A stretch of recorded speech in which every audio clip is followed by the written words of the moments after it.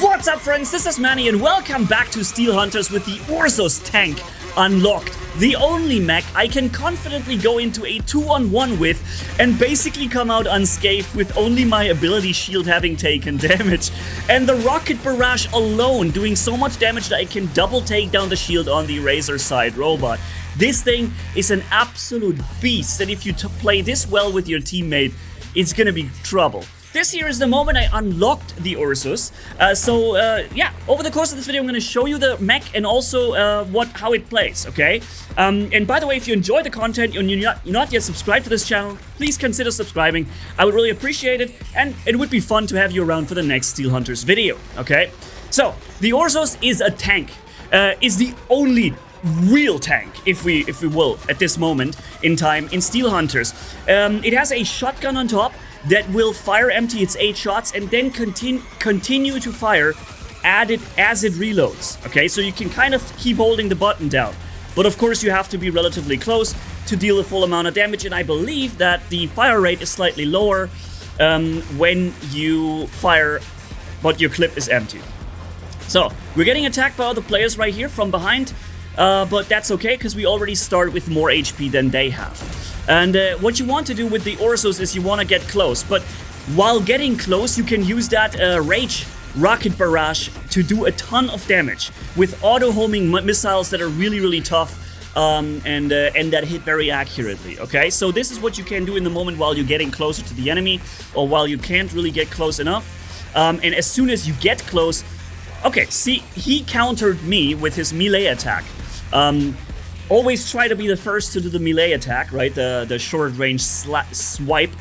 Because if you fail at being the first, like I did here, you get knocked back from his attack and your swing misses, okay? And that is a big advantage, that damage. Typically, you're probably going to be the first because you're trying to get that close, but just make sure you're not making or repeating the mistake that I did right there. Getting slashed and not being able to retaliate. Although, of course, it was an easy thing with the shotgun pulling so much damage. Yeah. Alright, so we're also going to show you over the course of this video, when you go to higher tier loot, how much HP the Orus is actually going to get. This is the moment from the intro where I 2-on-1 the guys. So I went around the corner here and whoop, there's 2 Razor Sides coming. I saw them immediately.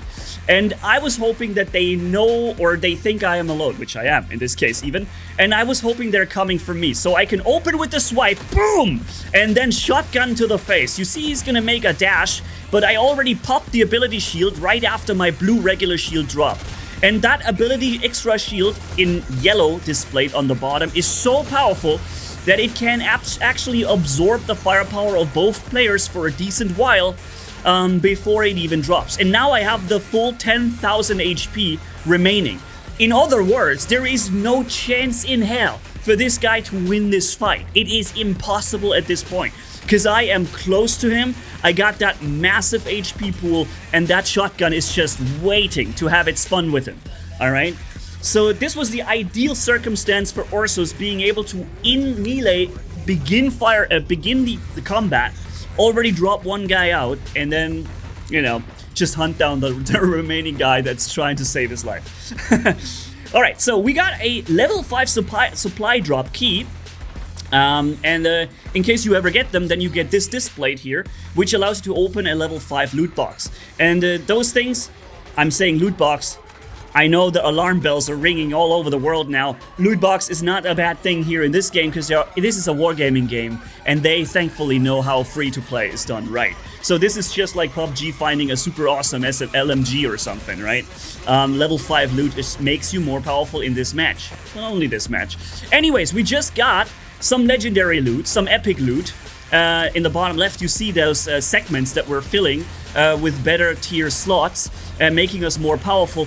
And we got a Colossus.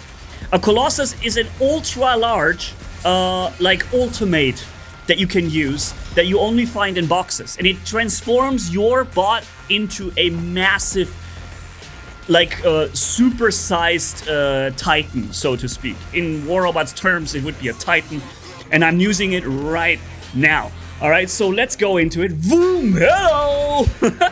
Now we are this massive avatar thing, and I know the enemy is coming from here. We have some very strong attacks, and we have 24,000 HP. You see from behind, I'm getting attacked by the Weaver robot with his massive minigun.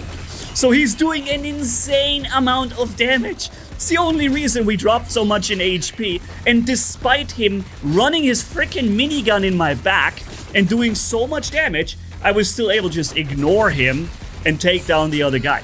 There is no mech, not even the Ursus in the game, that allows you to ignore Weaver when he activates that thing.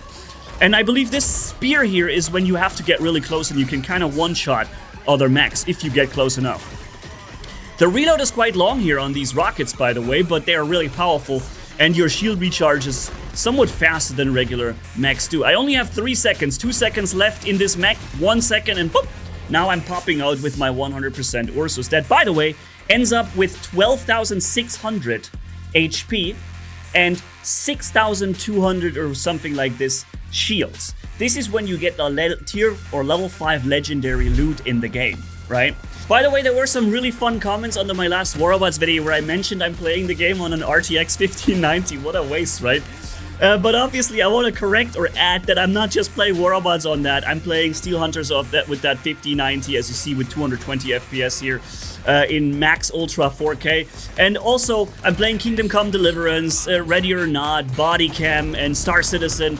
On the other channel, Manni Plays. That's the channel where I'm playing a lot of other PC games on, in case you didn't know that. But yeah, so I'm not just playing War Robots with this, and I'm gonna display for you guys my build right here. But no, hold on, let's first take those guys out. We're coming in from behind, and wow, I missed my melee attack, unfortunately. By the way, I may be saying melee wrong, I know, I heard about this a few times, I'm not sure how to say it. It's not a very intuitive word for me, melee, I don't know. But yeah, so here's my build. It's a super tiny ITX build. It's the N-Case M2. And believe me, it's a little bit of art to build this because it's not so easy to get the most powerful hardware available into such a teeny tiny case. And interestingly enough, by the way, the temperatures are really good. Between 50 and 70 under full gaming load, and that's more than you can ask for from such a tiny case. And running quiet on top with 800 to 1200 RPM with fan control, despite the limited cooling opportunities in this small case, it's really impressive. Anyways, this guy just cleared both enemies kind of all by himself, so I didn't have to do much. Nice job. I am a very aggressive player in Steel Hunters. Similar to all the Battle Royale games, I always like to get the loot from the players and let them gather it for me, rather than getting it myself. And that works very well also in Steel Hunters, by the way, especially with the Ursus. However, again, you have to get close to the enemy to pull this off. So yeah, let's go and meet the next opponents. Or first, let's get those rogue drones, you know, bam! And snack, bap, bap. There we go. Let's not get hit by those rockets coming from up top from these drones. They can actually drop you a 4K shield in one hit. And if you're getting attacked by players right after, well, essentially you're missing 4K HP then, right? So if you can, don't get hit by those rockets, like those here coming in now. And I got hit by it. But that was really well placed. One dash would not have gotten me out of that. But yeah. So we have some time to regenerate the shields. It takes about 25 seconds, and then they're gonna come back. And as long as nothing shoots me for that time, it'll be back at full strength. Alright, we're meanwhile already at 12,300 HP, so it's gonna be really difficult for the enemies to drop this Ursus, especially since we have the extra ability shield popping on top, that orange booster shield, right, that comes up. So I'm coming in from below, or from behind rather.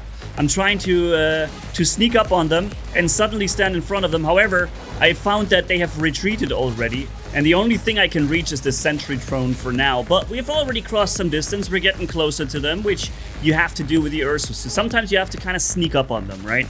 And important also is for you to know that not always are you going to be doing the highest amount of damage. As a tank, sometimes it's your job just to keep them occupied, right? To drop their shields, to pop your shield and keep them busy firing at you both, so that your Weaver buddy can come in from the side and do exactly what he's doing right now, deleting with his minigun ability the enemies from all directions, right? And in that case, that was working just as planned. They were completely busy firing everything they had at me while my buddy was gonna just delete them one after another, right? And so yeah, a tank is gonna do what a tank does, and that is absorbing damage, being spongy, right?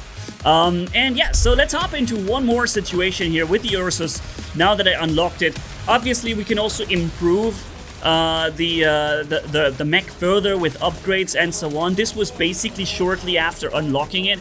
I didn't really have any upgrades just yet. There's a few specializations you can change, but I'm giving you the kind of basic Ursus build right here, and just building on top of that. We're gonna switch around with more mech customization in later videos. So I'm gonna try and unlock all the mechs for now, and then we're seeing how the different versions are gonna play. So this guy dashed away, and the other guy dashed too. Wow. Both of them just immediately dashed out of the way when I started my rocket barrage. Boom! However, again, I caught the attention. My friend was able to drop him quickly in the meantime. And it is also, again, another Weaver robot. It seems like the Weaver is extremely popular right now. It's because he's got this potential of basically killing 2 mechs in a couple of seconds when they are not getting out of harm's way. And if you have an Orsus pushing, and they're going to be busy trying to avoid the Orsus, chances are they are out in the open for Weaver to have some fun with.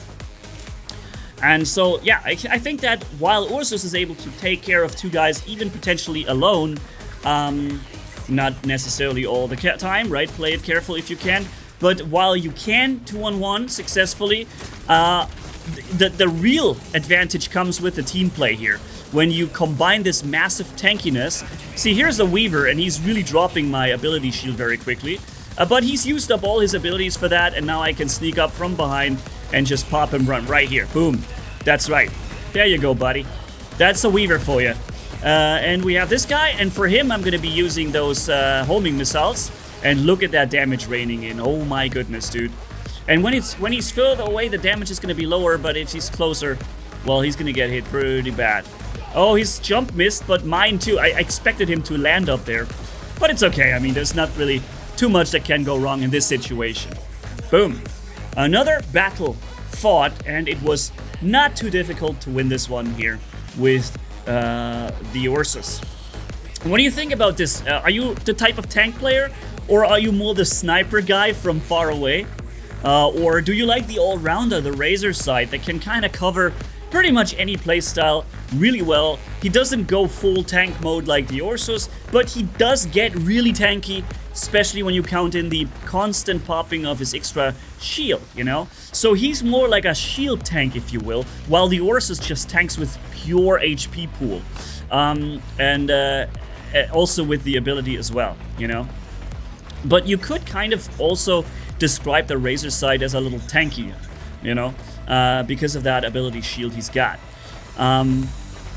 Yeah, we're getting another supply drop, level 5, so we're getting to that. Let's see if we get another nice Colossus out of the deal. And we do. Nice. Alrighty. I'll get this one. And we're also collecting here once more all these nice gadgets and bonies and power-ups.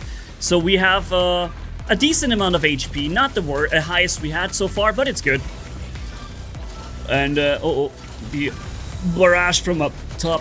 Okay, I didn't get hit by... Okay, I got hit by the second one. The first one I kind of avoided, but yeah, I hate these guys. Especially when you're an URSUS tank. I feel like you get hit more often than not by these attacks, because you're very close to them, and you're not firing from far away. Somebody who's firing from far away can easily dodge these rockets coming up.